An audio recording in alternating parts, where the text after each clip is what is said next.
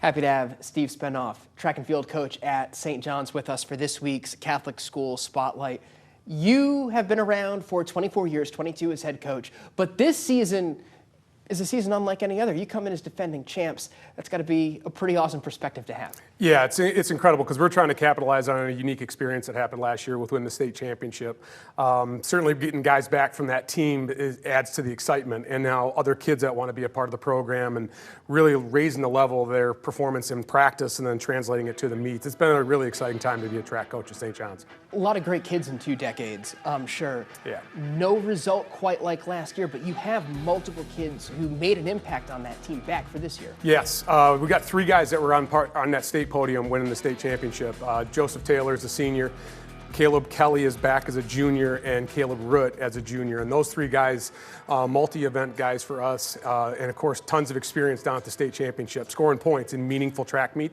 Running is a sport that is rooted in so many individual goals, little successes along the way. So to have some kind of a big team success like that, what does that do for morale and the way guys push each other going forward? Yeah, it's raised the level in our program like I'd never expected, to be honest with you. And a lot of people didn't even understand we could win a state championship as a team. They always look at track and field like it's an individual sport, but certainly all of those moving pieces and all the individuals that are competing contribute to a team championship. And then as a result of winning the state championship, it really has impacted not only our program, but certainly the athletic department as a whole, because that just raised so much awareness to the ability that kids in our building can perform and succeed at the state level. They are names that you hear throughout the other sports seasons. You may hear Right. them in basketball or football. Like Joe Taylor is a great example of Right. that. We are hearing more and more conversations happening about kids wanting to specialize in a certain sport. Yeah. Your kids don't specialize. Is there a benefit to that? I really believe, and I've talked about this all the times that I've coached, is being a multi-sport guy. I used to coach football, coach a little bit of basketball, and I watched those guys move from sport to sport. And to bring that competitive fire that they pulled from soccer and football and wrestling into track and field, it's such a huge advantage to those guys as athletes to make them so much more mentally tough.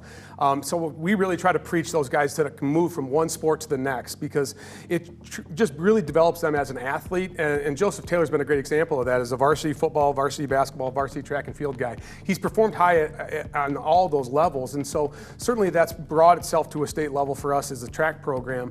But watching the other kids come over from other sports, it's been so good for them and it's so good for our program. I mean, really, that is like the mantra of this entire thing, right? Yeah, we really preach that. Try to be good in as many different things as we can. In high school level, we're allowed to put guys in 4 events. So we want to see by the time they're juniors and seniors, they're 4-event guys for us.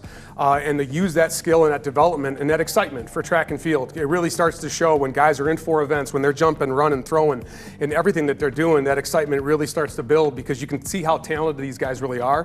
And then it's up to us to try to really utilize those skills and find the best 4 events that we can place them in.